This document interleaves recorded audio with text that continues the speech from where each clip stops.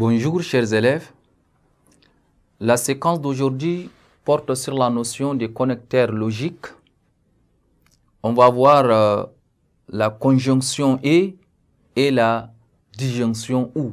Comme vous le savez, la séquence précédente, nous avons vu les connecteurs logiques, les cas de négation. Aujourd'hui, on va voir les conjonctions et la disjonction, n'est-ce pas, ou.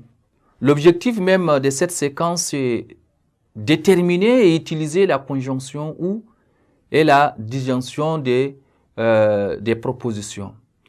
Chers élèves, très rapidement, nous allons passer, n'est-ce pas, à la disjonction. D'abord, la conjonction et. La conjonction et. On va passer, n'est-ce pas, à la définition. Eh bien, j'aimerais à ce que vous allez être attentifs pour bien prendre note. La conjonction de deux propositions P et Q, la conjonction de deux propositions P et Q est une proposition notée sous cette forme-là. Voilà la proposition. Cette proposition notée P avec V renversé, Q, et ça c'est la conjonction, n'est-ce pas, de deux propositions. Donc je disais, c'est une proposition notée sous cette forme-là, qui est vraie si les deux propositions sont simultanément vraies. Je répète encore, la conjonction de deux propositions P et Q est une proposition notée sous cette forme-là, qui est vraie si les deux propositions sont simultanément vraies. Elle est fausse dès que l'une au moins des deux propositions est fausse.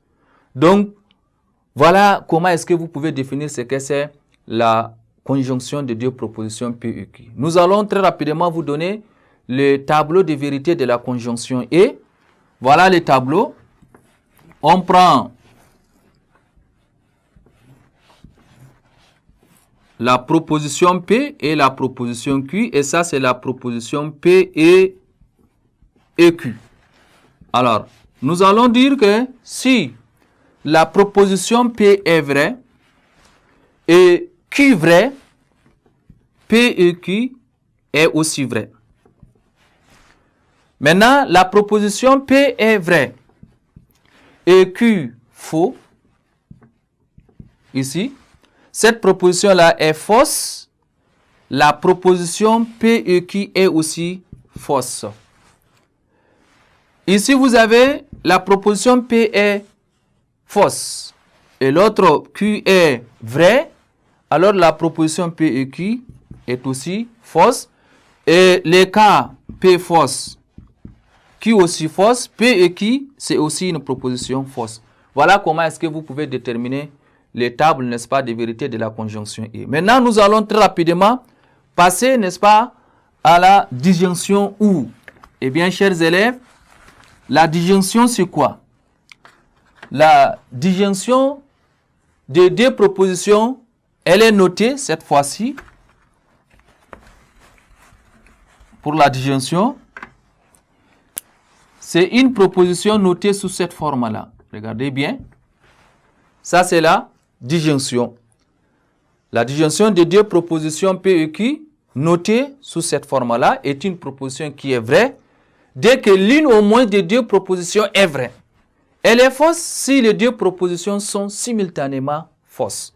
Et là également, nous allons se retrouver avec une table, un tableau, n'est-ce pas, de vérité de la disjonction où on va prendre la proposition P, ici la proposition Q, et on a la proposition P ou Q.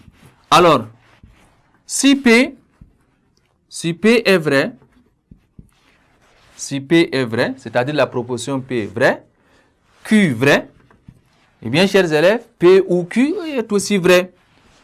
Et si vous prenez P vrai, Q fausse, alors P ou Q est aussi fausse, est plutôt vraie, parce que nous avons dit elle est vraie dans tous les cas sauf.